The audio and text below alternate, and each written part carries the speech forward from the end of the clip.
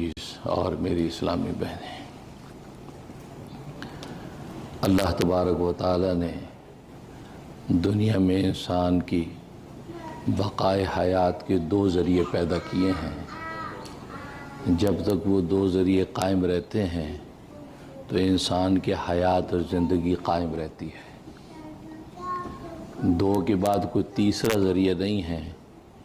اگر کوئی تیسرا ذریعہ نظر آتا ہے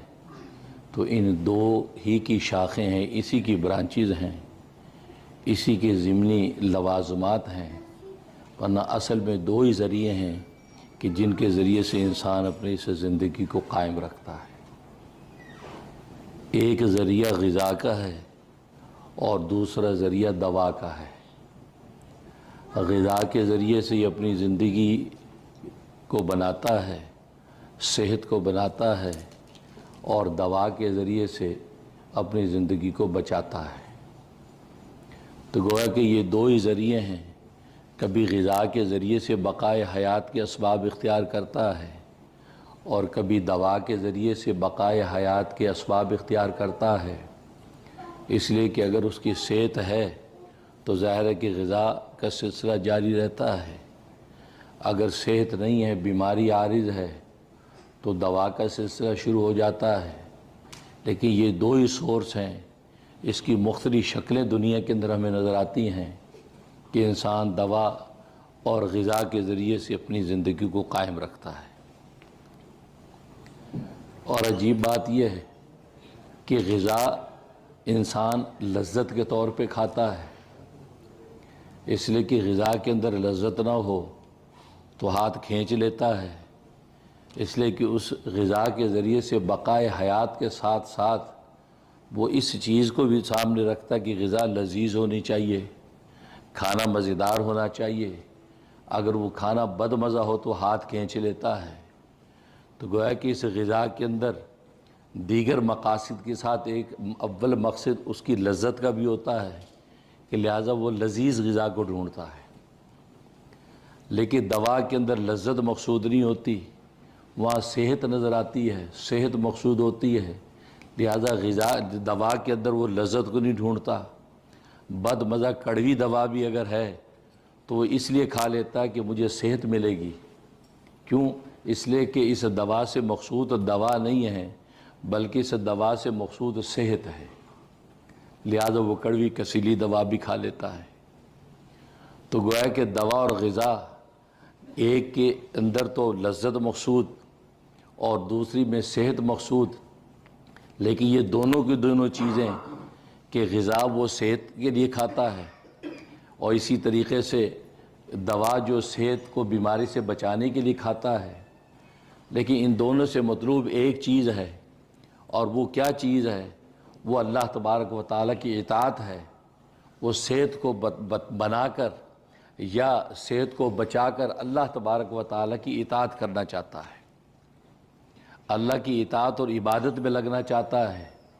اگر صحت اچھی ہے تو اللہ تبارک و تعالیٰ کی عبادت اور اللہ تبارک و تعالیٰ کے بندوں کی خدمت اچھے طریقے سے کر سکتا ہے۔ اگر صحت اچھی نہیں ہے تو ظاہر عبادت بھی اچھے طریقے سے ادا نہیں کر سکتا، اور خدمت خلق بھی اچھے طریقے سے ادا نہیں کر سکتا، کیونکہ دنیا میں اللہ تبارک و تعالی نے انسان کو اسی مقصد کے لیے بھیجا ہے کہ وَمَا خَلَقْتُ الْجِنَّ وَالْإِنسَ إِلَّا لِيَعْبُدُونَ، کہ میری عبادت کرے۔ تو اللہ تبارک و تعالی کی عبادت کے لیے اپنی صحت کو بناتا اور بچاتا ہے، کبھی دوا کے ذریعے سے اور کبھی غذا کے ذریعے سے۔ تو گویا کہ اللہ کی طاعت اور اللہ تبارک و تعالی کی عبادت اس کے لیے آسان ہو جائے، اس لیے اپنی صحت کو قائم و دائم رکھتا ہے۔ تو گویا کہ مقصود نکلا اللہ تبارک و تعالی کی طاعت و عبادت۔ تو جب اس نیت سے انسان اپنی صحت کے اسباب اختیار کرتا ہے تو اس کا کھانا بھی عبادت بن جاتا ہے، اس کا پینا بھی عبادت بن جاتا ہے،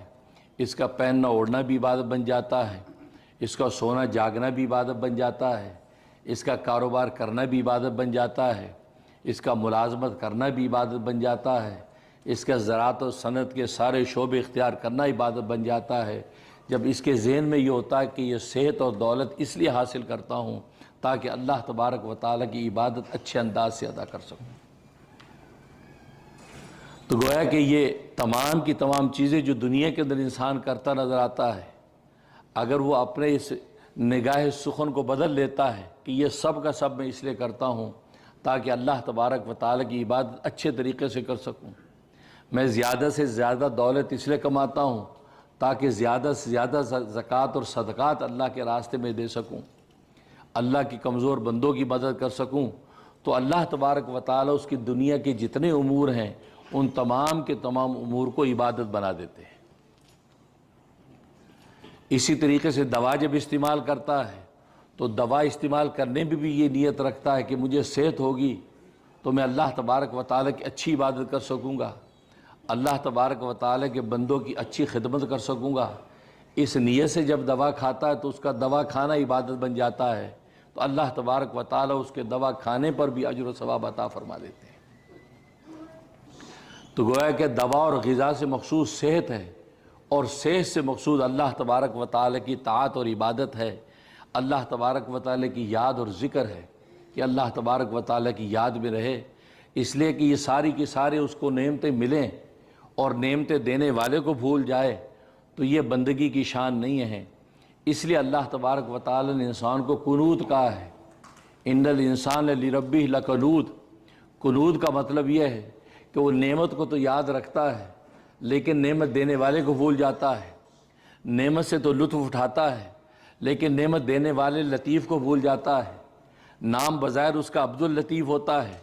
کہ لطیف کا بندہ ہے، لیکن حقیقت میں وہ لطف کا بندہ بن کے رہ جاتا ہے، عبد اللطف بن کر رہ جاتا ہے۔ اس کو جہاں لطف نظر آتا ہے، جہاں مزے نظر آتے ہیں، اسی راہ کو اختیار کرتا ہے، بھلے لطیف اس سے ناراض ہی کیوں نہ ہو جائے۔ لیکن جب یہ حقیقت میں عبد اللطیف بن کے رہتا ہے کہ اس لطیف نے جو لطف و کرم اس پر کر رکھے ہیں، اس لطیف نے نعمتوں میں جو لطافت اور لذت پیدا کر رکھی ہے، جب ان نعمتوں کا شکر کر کے اللہ تبارک و تعالیٰ کی اس نعمت کو برتتا ہے تو اللہ تبارک و تعالیٰ اس نعمت کی استعمال کو عبادت بنا دیتے ہیں۔ اس لیے صحیح مسلم کی حدیث ہے کہ بندہ جب کھانا کھاتا ہے، کھانا کھانے سے پہلے بسم اللہ پڑھتا ہے اور کھانا کھانے کے بعد کہہ دیتا ہے الحمدللہ الذی اطعمنی ھذا الطعام ورزقنیہ من غیر حول منی ولا قوہ، جب یہ دعا پڑھ لیتا ہے تو فرمایا غفر لہ ما تقدم من ذنبہ، اللہ تبارک و تعالی اس کے پہلے سارے گناہ معاف کر دیتے ہیں۔ یعنی حالانکہ اس نے کھانا کھایا ہے، اپنی بھوک مٹائی ہے، لیکن کھانا کھانے سے پہلے اس خدا کو یاد کر لیا جس سے یہ نعمت عطا کی ہے، اور جب اس نعمت کو کھایا اس نعمت میں لذت آئی، کھانے میں لطف ملا، اور آخر میں جا کے الحمدللہ کہہ کے اس کا شکر کر لیا، تو اللہ تبارک و تعالیٰ کے لطف و کرم دیکھیں، وہ نہ صرف اس بندے کی بھوک کو مٹا دیتے ہیں، بھوک کے ساتھ ساتھ اس کے گناہوں کو بھی مٹا دیتے ہیں، فرمایا اس کے سارے گناہ معاف ہو جاتے ہیں۔ دو مسلمان بھائی آپس میں ملاقات کرتے ہیں، ایک دوسرے سے معانقہ کرتے ہیں، ایک دوسرے سے مصافحہ کرتے ہیں، نیت یہ رکھتے ہیں کہ ہم ایک دوسرے سے مصافحہ اس لیے کر رہے ہیں تاکہ میرا مسلمان بھائی خوش ہو جائے، مجھے اس کی احوال کی خبر ہو جائے،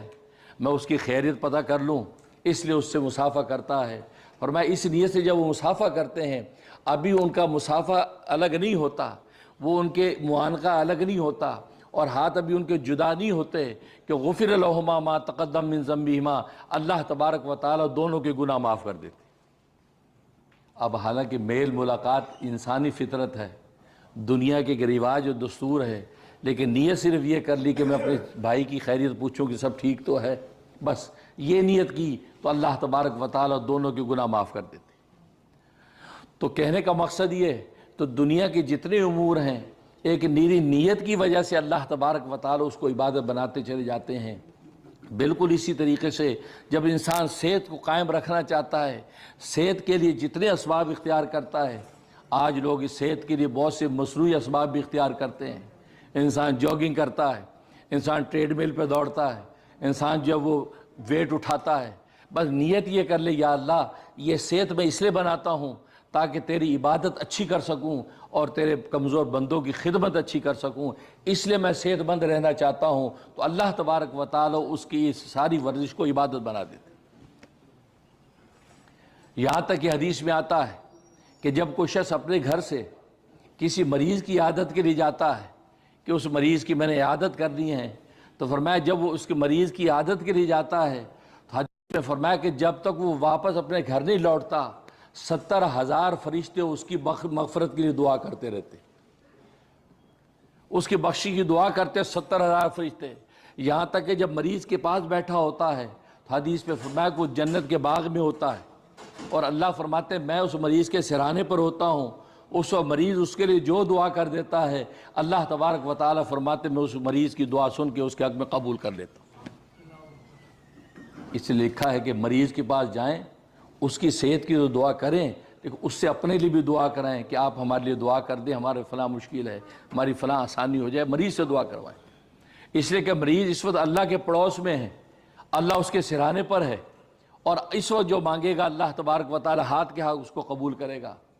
تو معلوم یہ ہوا یہ عیادت کرنا دنیا کے ایک عمل تھا، لیکن صرف ایک نیت یہ کر لی کہ میں اس لیے عادت کرتا ہوں کہ اس بھائی کی خیریت پتہ کروں، اس کے لیے دعائے خیر کر دوں، اس سے اپنے لیے دعائے خیر لے لوں، تو اللہ تبارک و تعالی اس پورے عمل کو اس کے حق میں ایسی عبادت بناتے ہیں کہ آسمان کے ملائکہ 70,000 ملائکہ اس کی مغفرت کی دعا کرتے رہتے ہیں۔ تبھی میں کہا کرتا ہوں کہ عام طور پر ڈاکٹرز لوگ اپنے ہاسپٹلوں میں راؤنڈ تو کرتے ہیں، مریضوں کے پاس جاتے ہیں، ایک کی خیر پوچھتے ہیں، دوسرے کی پوچھتے ہیں، تیسرے کی پوچھتے ہیں، تو گھر سے جب نکلے تو یہ نیت کر لیں یا اللہ آج فلاں ہاسپٹل میں نے راؤنڈ کرنا ہے، میں ان سب کی عیادت کی نیت کرتا ہوں، تو عیادت کی نیت سے اپنے گھر سے نکلے گا تو شام واپس لوٹنے تک وہ اللہ تبارک و تعالیٰ کے 70,000 فرشتوں کی دعا لیتا رہے گا۔ اور وہ جس مریض کے پاس 2 منٹ کھڑا ہوتا ہے، خیری پوچھتا ہاں جی کیا حال ہے، کیسا ہے، اور اپنی نرس سے اس کی کیفیت پوچھتا ہاں جی بلڈ پریشر کتنا تھا، جی اس کی شوگر کیا تھی، آج اس کو فلاں ڈوز دے دی، تو جتنی دیر مریض کے پاس کھڑا رہے گا تو حدیث میں فرمایا کہ اس وقت تک وہ جنت کے باغ میں ہے۔ اور اس میں مریض کی کوئی شرط نہیں کہ مسلمان مریض ہے غیر مسلم مریض ہے، کیونکہ مریض ہے، غیر مسلم کی عادت بھی عادت ہی ہے، کیونکہ مرنے سے پہلے توقع ایمان موجود ہے، اس لیے اللہ تبارک و تعالی اس مریض کے پاس عیادت کرنے پر بھی اس کو 70,000 فرشتوں کی دعا عطا کر دیتے۔ تو کہنے کا مقصد یہ ہے تو انسان دنیا کے اندر غذا اور دوا کے ذریعے سے جو صحت حاصل کرتا ہے، اس صحت سے مقصود اللہ تبارک و تعالی کی طاعت و عبادت ہے۔ اب اس طاعت اور عبادت کے اندر رکاوٹ ڈالنے والی 2 چیزیں ہیں کہ انسان طاعت اور عبادت کے اندر جو رکاوٹ ڈلتی ہے وہ 2 چیزوں سے ڈلتی ہے، وہ 2 ایسی چیزیں ہیں کہ جس کو خود اللہ تبارک و تعالی نے ذکر فرمایا کہ یہ 2 چیزیں ایسی ہیں جو انسان کو غفلت میں ایسا ڈالتی ہیں کہ وہ اللہ تبارک و تعالی کی طاعت سے غافل ہو جاتا ہے، یہاں تک کہ وہ اللہ تبارک و تعالی کو ایسا بھولتا ہے کہ حتیٰ کہ اللہ تبارک و تعالی بھی اس کو بھلا دیتے ہیں۔ جب اللہ تبارک و تعالی بھلا دیتے ہیں تو پھر اس کے لیے یاد دہانی کی اب کوئی گنجائش نہیں رہتی۔ اور وہ 2 چیزیں کیا ہیں؟ قرآن کریم نے کہا کہ ایک مال اور دوسرے اولاد۔ مال اور اولاد 2 ایسی چیزیں ہیں یہ اللہ تبارک و تعالی کی طاعت و عبادت سے بندے کو غافل کرتی ہیں۔ مال بھی بندے کو طاعت اور عبادت سے غافل کرتا ہے، انسان مال و دولت کی چھنکار کے اندر ایسا غافل ہوتا ہے، ایسا جب اس کھانے اور کمانے میں لگا رہتا ہے کہ وہ مال عطا کرنے والے منعم کو بھول جاتا ہے۔ دوسرا اولاد، اس اولاد کی محبت میں ایسا جو سرشار رہتا ہے، اس اولاد کے منشا کو پورا کرنے، اس کی اچھی اور بہتری زندگی کی طرف سوچنے میں ایسا منغمک رہتا ہے کہ یہ بھول ہی جاتا ہے کہ جس رب کریم نے یہ اولاد کی نعمت عطا کی ہے اس کا بھی تو مجھے شکر کرنا ہے۔ اس لیے قرآن کریم میں اللہ تبارک و تعالی نے یہ شکایت کی، یا ایھا الذین آمنوا، اے ایمان والو، لا تلھکم اموالکم ولا اولادکم عن ذکر اللہ، کہ تمہارے مال اور تمہاری اولاد اللہ کی یاد سے تمہیں غافل نہ کریں۔ یہ بہت بڑا انعام ہے جو میں نے تمہیں عطا کیا ہے، مال بہت بڑی خیر ہے جو میں نے تمہیں عطا کی ہے، لیکن یہ نہ ہو کہ یہ خیر تمہارے لیے شر بن جائے اور تمہیں اللہ کی یاد سے غافل کر دے۔ مال تو تمہیں میں نے اس لیے دیا تھا تم اس مال کے سورس کو استعمال کر کے اللہ کی یاد میں اور منہمک ہو جاؤ، لیکن تمہاری حالت یہ ہے کہ تم مال کے اندر ایسے پھنس گئے جیسے مکھی شہد کے اندر پھنستی ہے، یہاں تک کہ وہ شہد کے اندر پھنسی وہیں ہلاک ہو جاتی ہے، اس سے نکل نہیں پاتی۔ تم بھی اس مال کی لذت کے اندر ایسے پھنستے چلے گئے یہاں تک کہ مکھی کی طرح تم ہلاکت تک پہنچ گئے۔ اس لیے فرمایا کہ مال تمہیں غافل نہ کرے۔ اور ولا اولادکم، اور تمہاری اولاد غافل نہ کرے۔ اب غافل کیوں کرے گی؟ غفلت کی دو وجہ ہیں۔ مال سے جو غفلت پیدا ہوتی ہے عقلی غفلت پیدا ہوتی ہے، کیونکہ مال کے ساتھ جو محبت انسان کی عقلی محبت ہے، اور اولاد کے ساتھ جو محبت انسان کی طبعی محبت ہے۔ مال عقلی طور پہ انسان کا مرغوب ہے، انسان سوچتا ہے مال ہوگا تو اچھا کھائیں گے،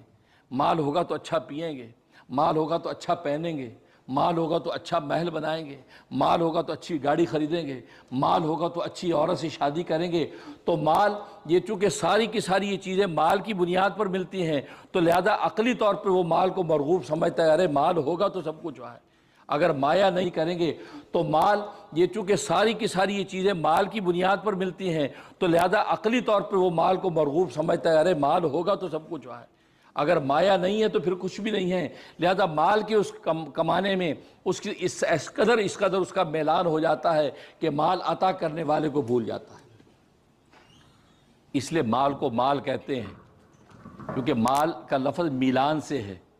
میلان کا مطلب یہ ہے کہ انسان کی طبیعت ادھر مائل ہوتی ہے، اور مال ایک ایسی چیز ہے کہ اس کی طرف انسان کی طبیعت مائل ہوتی ہے، انسان کی طبیعت کا میلان اس کی طرف رہتا ہے۔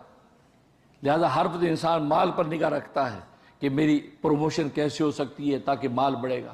مجھے اگلا عہدہ کیسے مل سکتا ہے تاکہ مال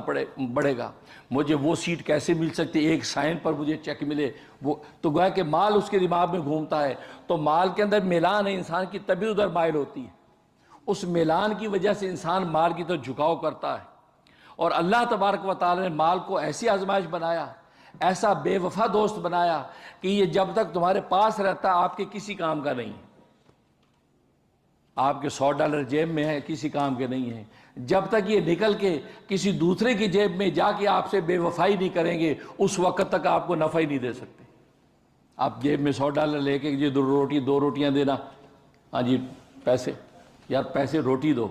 یار پیسے دو، اسی پہ جھگڑا ہوگا۔ روٹی اس وقت آپ ہاتھ میں نہیں آئے گی جب تک اس بے وفا دوست کو نکال کے اس کی جیب میں نہ ڈالیں گے۔ تو اس کی نیچر میں اللہ نے بے وفائی رکھی ہے۔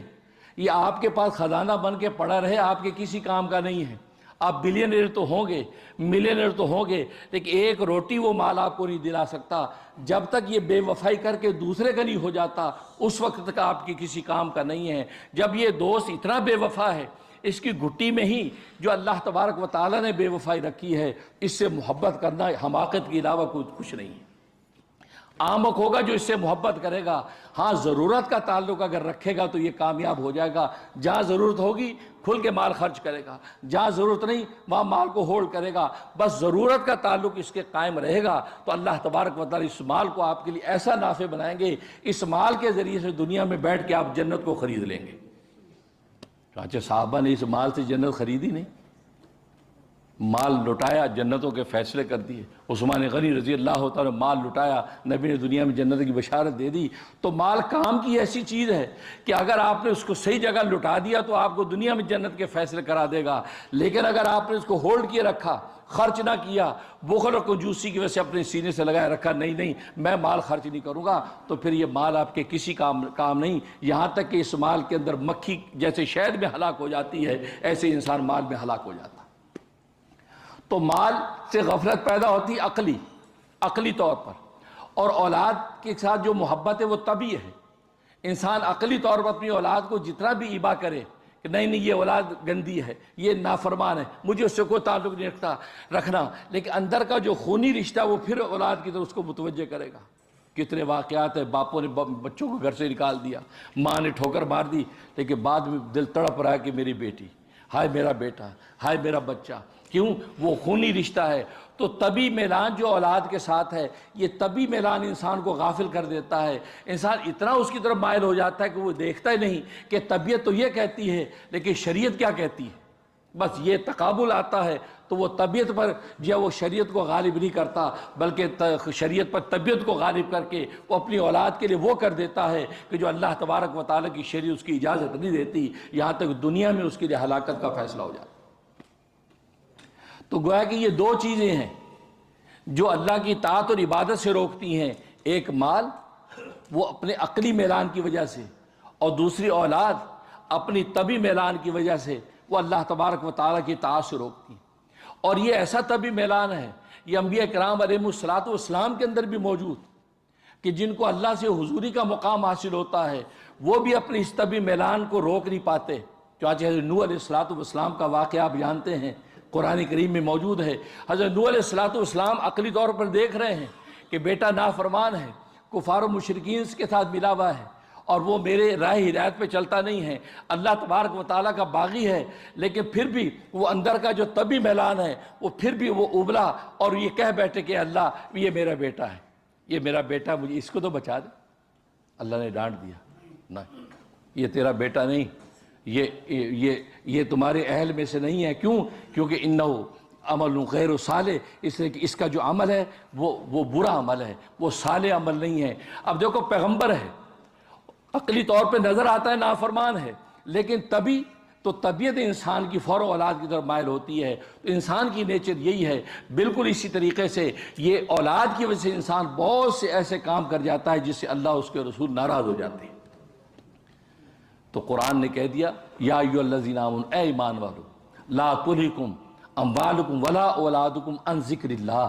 اللہ کے ذکر سے یہ دو چیزیں ہی ہیں جو تمہیں روکیں گی، ان میں سے کوئی چیز تمہیں اللہ سے ذکر سے روکے نہیں۔ تمہاری اولاد بھی ہو پھر بھی خدا کو یاد کرو، تمہارے پاس مال ہو پھر بھی خدا کو یاد کرو۔ اس کا طریقہ یہی ہے کہ مال کا صحیح سے جب انسان حق ادا کرتا ہے، مال کا صحیح سے حق ادا کرتا ہے، جہاں انفاق کا حکم وہاں انفاق کرتا ہے، جہاں انفاق کا حکم وہاں امساک کرتا، روک لیتا ہے۔ بس انفاق اور امساک یہ دو رویوں کے ساتھ جب مال کو لے کے چلتا ہے تو اللہ تبارک و تعالیٰ اس مال کو اس کے لیے دنیا میں راحت بنا دیتے ہیں۔ اسی طریقے سے اولاد کی جو تربیت ہے اس کو دیکھتا ہے کہ اولاد کا ارتقاء کس میں ہے اور بقا کس میں ہے۔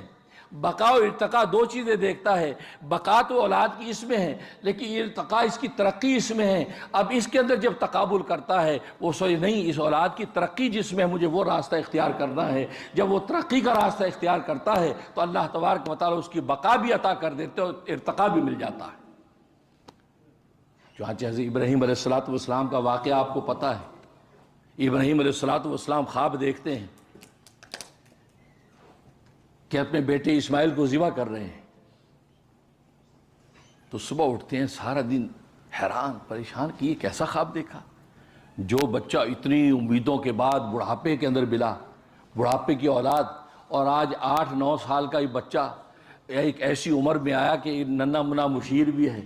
ایک تسکین بھی ہے، آنکھوں کی ٹھنڈک بھی ہے، اور اللہ تبارک و تعالی حکم دے رہے کہ ذبح کر۔ یہ کیا معاملہ ہے؟ خواب دیکھا، سارے دن حیران رہے، شک میں رہے کہ یہ شیطانی خواب ہے یا رحمانی خواب ہے۔ اس لیے 8 ذی الحجہ کو یوم ترویہ کہتے ہیں، شک کا دن۔ یہ شک میں رہے کہ یہ رحمانی خواب ہے کہ شیطانی، یوم ترویہ۔ پھر اگلی رات جب سوئے ہیں